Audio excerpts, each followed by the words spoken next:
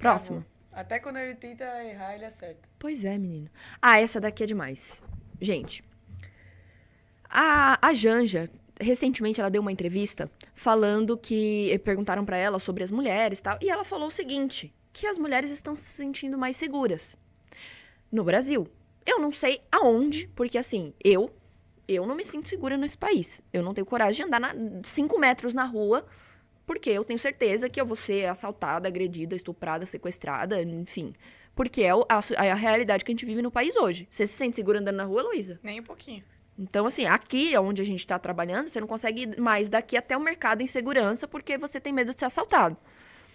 E também a gente recebeu o relatório, recebemos, né? Foi divulgado o relatório de segurança pública do Brasil, do ano passado, de 2025, e a taxa de feminicídios, inclusive, aumentou. Então, é um recorde aí, e acho que aumentou 4, alguma coisa por cento, 4 ponto alguma coisa por cento. E aí, a querida, ela achou de bom tom colocar isso aqui, ó. Com Lula pela vida das mulheres. Com alta de mortes, Janja ergue faixa pela vida das mulheres. A primeira-dama Janja da Silva segurou neste domingo, durante a Convenção Nacional do Partido dos Trabalhadores em São Paulo, uma faixa com a frase "Com Lula pela vida das mulheres". A manifestação ocorreu no mesmo evento em que o atual presidente foi oficializado como candidato à reeleição. A mensagem foi exibida enquanto o Brasil registrou em 2025, o maior número de feminicídios desde o início da série histórica do Ministério da Justiça e Segurança Pública. Segundo dados da Cinesp, foram 1.470 casos no país, acima dos 1.464 registrados em 2024. Então, assim, é de uma cara de pau gigantesca da Janja chegar pra gente e fazer esse tipo de... É praticamente você tirar sarro da cara de todas as mulheres. Falar, olha, vocês são umas idiotas, votem no Lula, porque, assim, dane-se que a taxa de feminicídios aumentou, dane-se que as mulheres estão mais inseguras. Eu vou erguer uma placa de papelão aqui falando que eu tô lutando pela vida das mulheres e vocês vão acreditar e vão votar em mim. Assim como ela fez uma entrevista recentemente falando que o fato das pessoas criticarem as viagens internacionais dela e os gastos exacerbados dela como primeira-dama seria uma certa forma, uma certa misoginia em relação a ela.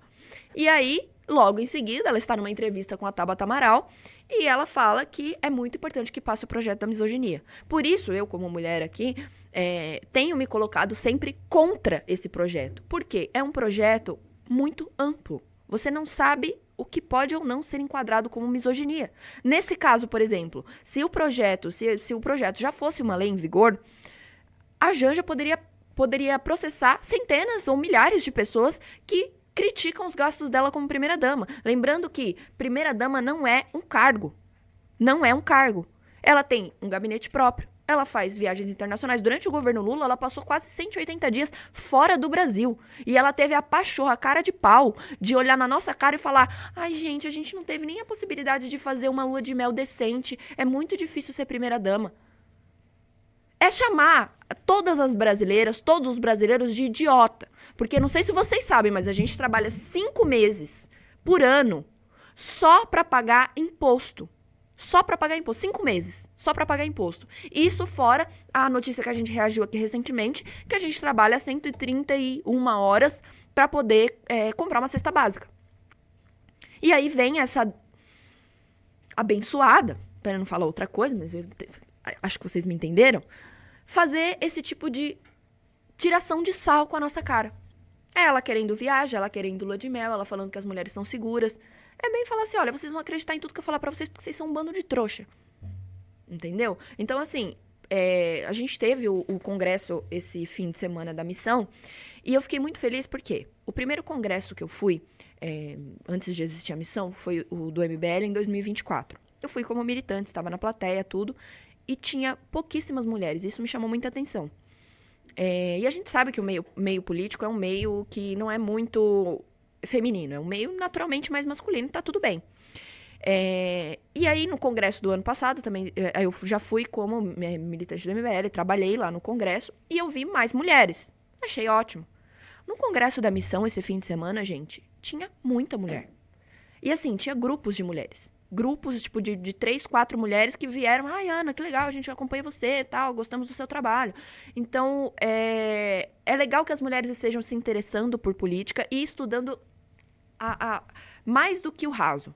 Porque normalmente você fica ali no... Ah, não, o que é? Ah, o pessoal de esquerda defende as pessoas, cuida. Beleza, vou votar aqui na esquerda, que eu acho que eles... Ah, Janja defende as mulheres? Legal, vou votar no Lula, então. Ah, a Tabata defende as mulheres? Ah, misoginia, deve ser bom esse projeto. A pessoa não pesquisa a fundo. E eu tô sentindo esse movimento de que as mulheres estão se interessando mais por política. E isso é muito bom. Porque quanto mais pessoas, no geral, não só mulheres, mas pessoas a gente tiver se interessando por política... mas a gente vai ter a possibilidade de não ser passado para trás por esse tipo de gente mau caráter que acha que a gente é um bando de analfabeto. Realmente, assim, segundo o projeto deles, era muito interessante que o brasileiro se tornasse um analfabeto funcional, como povo. Então, realmente eles estão seguindo nessa linha, mas o povo já está seguindo em outra direção, e isso é muito bom. Próximo. Like na live, pessoal. Ó, entrem no Valete Plus, tá? Vocês vão levar as 2 revistas Valete, o livro A Arte da Guerra e um beijo da Ana, Juras de Amor Eterno. Vocês sabem, né? Vocês sabem, né? Então entra aí, vamos sustentar a casa. Tá gostando do vídeo? Se você quer acompanhar cada novidade, entrevista e debate da missão, já se inscreva no canal e não perca os próximos cortes. Você Por viu que fazer as coisas de Renan dele. que o Lula agora tá tomando bronca da Janja? Ah, Olha isso aqui. pau mandado, vamos lá. Lula é repreendido por Janja após criticar a gravidez na adolescência. É uma coisa o Lula disse, né, aspas dele. É uma coisa milagrosa, o Implanon, para a juventude e para a menina de 16, 17 anos, para dar tranquilidade para a família e não estragar o futuro dela, porque uma jovem que fica grávida aos 16 anos vai jogar o futuro dela fora e não temos que protegê-la. Janja disse, ela tem que ter filho quando ela quiser.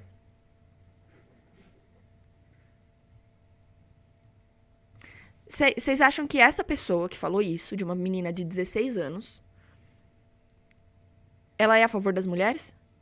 Vocês acham mesmo que uma menina de 16 anos pode olhar e falar assim, não, acho que a minha vida tá muito boa assim, acho que eu vou ter um filho agora. Porque ela tem que ter filho quando ela quiser. Afinal, ela é uma mulher empoderada. Pelo amor de Deus, né, gente? A gente tem uma situação gravíssima de gravidez na adolescência no Brasil. O Renan, esses dias, gravou um vídeo, deve estar no Instagram dele, que eu vi essa parte. Que ele perguntava pra uma moça. A moça estava grávida em algum lugar que ele foi. E aí ele perguntava, falava, você quis ficar grávida? Ela tinha, inclusive, 16 anos. E ela falou assim, não, aconteceu. Porque essas pessoas realmente, dependendo da localidade que elas se encontram, elas realmente não têm acesso à informação, não têm acesso à saúde de qualidade. Às vezes não tem nem posto de saúde perto. A pessoa nem pensa nisso. Ela não sabe nem o que ela vai comer, imagina, né? E realmente é um problema que a gente tem no nosso país, de informação e etc. Então, de certa forma, a gente fornecer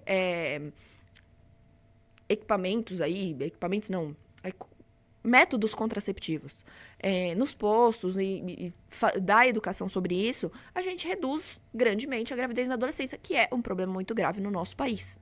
Aí vem a nossa querida primeira-dama, a nossa majestade Janja, falar que a mulher tem que ter filho quando ela quiser. Realmente, quando ela for uma mulher, quando ela tem 16 anos, ela é uma criança, ela é uma adolescente.